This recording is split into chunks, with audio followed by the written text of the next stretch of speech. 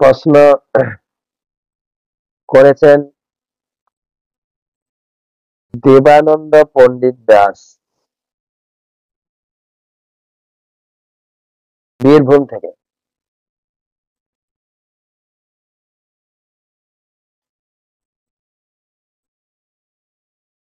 অপরাধ ক্ষমা করবেন, দণ্ডবোধ মহারাজ। আমি ভাগবত পড়েছি, তাই অনেক প্রশ্ন মনে রাখছি, তাই আপনাকে বারবার বিরক্ত করছি।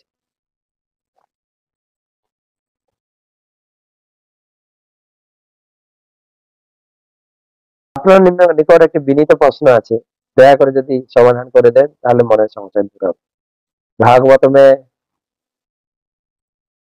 1:3 প্রথম স্কন্ধে 3য় অধ্যায়ে 4র্থ শ্লোকে বলা হয়েছে, এখানে যে হাজার হাজার পদযুক্ত হাজার হাজার মুখ পুরুষের কথা বলা হয়েছে, তার সাথে ভগবান শ্রীকৃষ্ণ 2 হাত যুক্ত সনাতন রূপের কি পার্থক্য?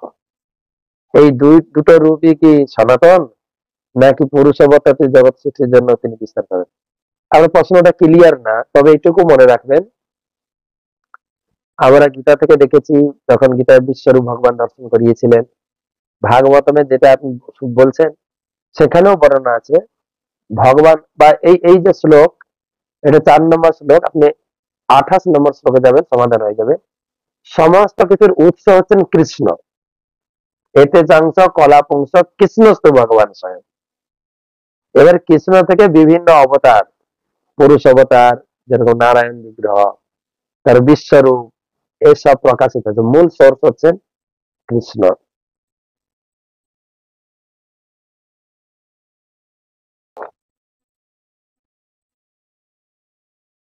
আবার প্রশ্ন করে,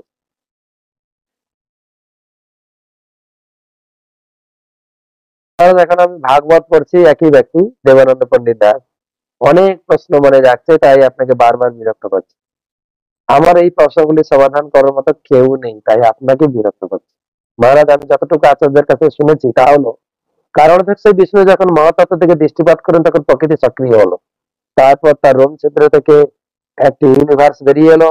মহারাজ, একটা জিনিস আমি বুঝতে পারছি না, মহাতত্ত্ব তার শরীরের বাইরে ছিল, তবেই না দৃষ্টিপাত করলেন? শ্লোক শুধু পড়বেন না, তাৎপর্য পড়বেন, তাহলে আপনার পরিষ্কার হবে। এবং যেই যেই শ্লোকের উপরে আপনার সন্দেহ মনে হচ্ছে, সেই শ্লোকের উপরে আমার ভাগবত রসমাদুরির ক্লাস আছে, আপনি খুঁজে বের করে পড়তে পারেন।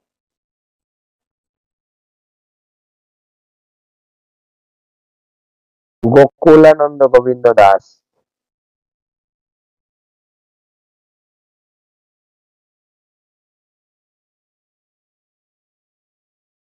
ভগবানের দিব্য নামের মহিমা সম্বন্ধে উপদেশ করা আছে। আচ্ছা, নবম অপরাধ, নবম নাম অপরাধ। হরে কৃষ্ণ মহারাজ, দণ্ডবত প্রণাম গ্রহণ করবেন। আমি দক্ষিণ 24 পরগনা থেকে গোকুলানন্দ গোপীনাথ দাস বলছি। মহারাজ, আমার প্রশ্ন, মহাপ্রভু বলেছেন যারে দেখো তারে কহ কৃষ্ণ উপদেশ, আবার দশবিধ নাম অপরাধে বলা হয়েছে 9 নম্বরে, বলা হয়েছে শ্রদ্ধাহীন ব্যক্তিদের নামের উপদেশ দেবে না। দুটো আমি মিলাতে পারছি না। হ্যাঁ, আপনি নামের মহিমা বলবেন না, কিন্তু নাম করতে উৎসাহিত করেন। নাম সকলের সকলের করার অধিকার আছে। নাম থেকে আমরা কি লাভ করতে পারি? প্রেম। লোকে এটা বুঝতে পারবো না, প্রেমটা আবার কি জিনিস। প্রেমটা আমরা ছেলে মেয়েকে ভালোবাসি, এইসব বিস্তারিত মহিমা বলবেন না। শুধু নাম করার জন্য যাকে দেখাবে, আপনি একটু হরিনাম করুন, হরিনাম করলে, ভগবানের নাম করলে ভগবান আপনার মঙ্গল করবে, আপনি বিভিন্ন দুঃখ শোক থেকে মুক্ত হবেন, এগুলো বলতে পারেন। এগুলো বলার জন্য মহাপ্রভু বলেছে। আর মহাপ্রভু অত্যন্ত কৃপা করেছেন যে সবাইকে হরিনাম করাবো। তোমরা যদি 9 নম্বর অপরাধ শুনে প্রচার বন্ধ করে দেয় কি হবে? সবাই জানো মহাপ্রভুকে উদার, শাস্ত্রেও রেস্ট্রিকশন দেওয়া হয়েছে, মহাপ্রভু এই রেস্ট্রিকশন খুলে দিয়েছে, না সবাই করো, সবাইকে হরিনাম শেখাও, মহাপ্রভুর ঔদার্য। পরবর্তী প্রশ্ন, কলকাতা থেকে বিনয় রায় বলছি। আমি পুলিশের চাকরি করি, সময়ের কোনো ঠিক নেই, কিন্তু আমার খুব ইচ্ছে দীক্ষিত হওয়ার, কি করে আমি ব্যালেন্স করব? চাকরি এবং ভাগবত সেবা। দুদিন আগে অধমের বাড়িতে শ্রীমান সুবল প্রভু এসেছিলেন, কয়েকজন বৈষ্ণব এবং আমার পাড়ার বেশ কয়েকজন খুব সুন্দর ভোগারতি কীর্তন হচ্ছিল, মোবাইলে স্কুলের লাইভ ক্লাস, গীতা ভাগবত। দুই কান ভরে শুনেও তৃপ্তি হয় না, মনে হচ্ছে আরো শুনি। এই অবস্থা আমার কি করা উচিত? খুব ভালো বিনয় প্রভু, আপনি আপনার কৃতজ্ঞতা জানাই, আপনি আহ, ভক্তি করছেন, সেই সঙ্গে অফিসারের কর্মকর্তা, সেই সঙ্গে আমি কৃতজ্ঞতা জানাই আপনি মাঝে মাঝে গুরুদেবের উদ্দেশ্যে গ্রন্থ দান করেন। আপনাকে অনুরোধ করবো দুটোকে অবশ্যই ব্যালেন্স করে চলবেন। সরকারি কর্ম ভালো করে করবেন, তার ভিতরে যতটুকু সময় পাবেন হরিনাম করবেন। এই হরিনাম বা ভগবত ভক্তি অনুশীলন করতে গিয়ে যে আপনার ডিউটিকে অবহেলা করবেন না, দুটোকে ব্যালেন্স করে চলবেন, এবং তার ফলে আপনি অন্যদেরকেও শেখাতে পারবেন। না হলে লোকে বলবে তুমি তো এই হরে কৃষ্ণ করতে গিয়ে চাকরি তোমার ফন্ডে উঠে গেছে, কাজ বাস্তে কিছু করছে না। দুটোকে ব্যালেন্স করে করবেন, যতটুকু সময় পাবেন ভগবানকে প্রার্থনা করবেন, ভগবান আপনার সমস্ত ব্যবস্থা করে দেবেন। এবং সেই সঙ্গে আপনি এই সুবল প্রভু সান্নিধ্যে থাকবেন, উনি যেভাবে আপনাকে গাইড করবেন সেইভাবে আপনি চলবেন। ভক্তিটা কারো আনুগত্য থেকে করতে হয়।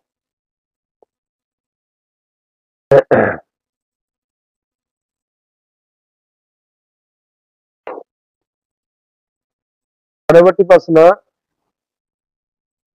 অজন্তা পাল সোমা। আমার প্রশ্নটা হচ্ছে চাতুর্মাসের ব্রতে শেষ মাসে দুধ খাওয়া যায় না, কিন্তু কিছু কিছু মানুষকে দেখছি একটা চাল দিয়ে দুধের ভিতরে সেই দুধ খাচ্ছে, বলে এটা পায়েস। হ্যাঁ, ওই ব্যাপারটা কি? প্রত্যেক নিয়মের একটা ব্যতিক্রম আছে না?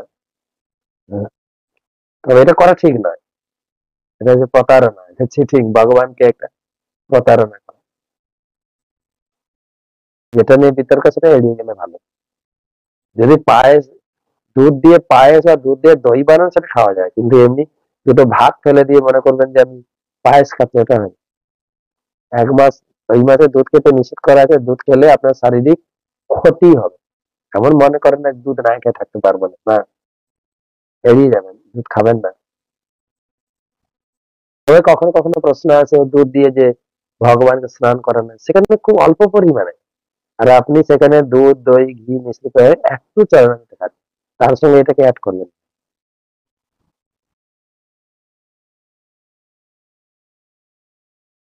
পরবর্তী প্রশ্ন, অমিত কুমার দত্ত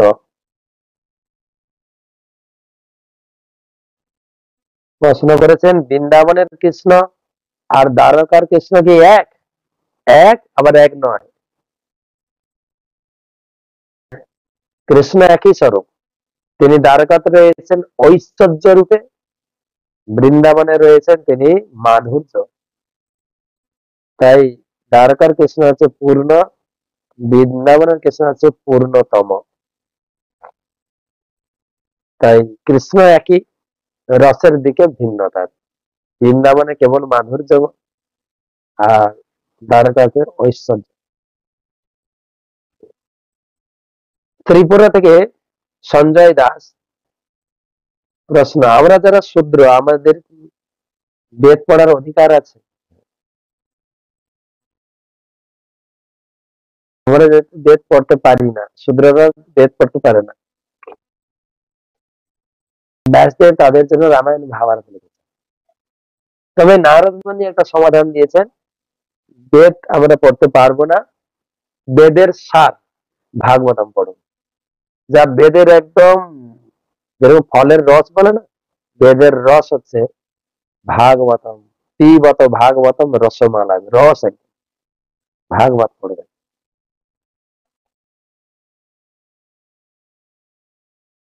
তৃষানাথ একটা প্রশ্ন করেছেন,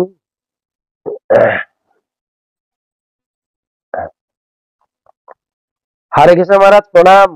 মহারাজ আমার একটা প্রশ্ন ছিল, প্রশ্নটা হচ্ছে 30 নম্বর শ্লোকের তাৎপর্য, ভগবানের রূপের 8টি বস্তুর মাধ্যমে প্রকাশিত হওয়ার কথা বলা হয়েছে, যদি কৃপা করে একটু বলেন, বুঝিয়ে দিতেন। এর আগের ক্লাসগুলোতে আমরা আলোচনা করেছি প্রতিমা অষ্টদা বিধা। প্রতিমা বা ভগবানকে ৮ রূপে পূজা করা হয়। শৈলে দারু মহিলহি, শৈলে দারু মই লোহি, লেপ্যা লেখ্যা চ সৈকতি, মনোময়ী মণিময়ী প্রতিমা অষ্টধা স্মিতা। শৈলে মানে পাথর দিয়ে তৈরি মূর্তি হতে পারে, দারুময় মানে কাঠ দিয়ে, যেমন জগন্নাথ, গৌরনিতাই, দারু ব্রহ্ম। আর লোহা, লোহা দিয়ে, ধাতু দিয়ে। লেপ্যা লেখ্যা, লেপা মানে দেওয়ালে কি বলা যায়, গোবর দিয়ে, ছক দিয়ে আঁকা। লেখ্যা মানে লেখনী, কি বলে, অঙ্কিত, অয়েল পেন্টিং যেগুলো বলেন, পেন্টিং করা। চ সৈকতি, সৈকতি মানে বালি দিয়ে। মনোময়, মনের মাধ্যমে মনে মনে ভগবানের কিরকম রূপ চিন্তা করা যায়। আর মণিময় মানে মণিমুক্তা দিয়ে তৈরি।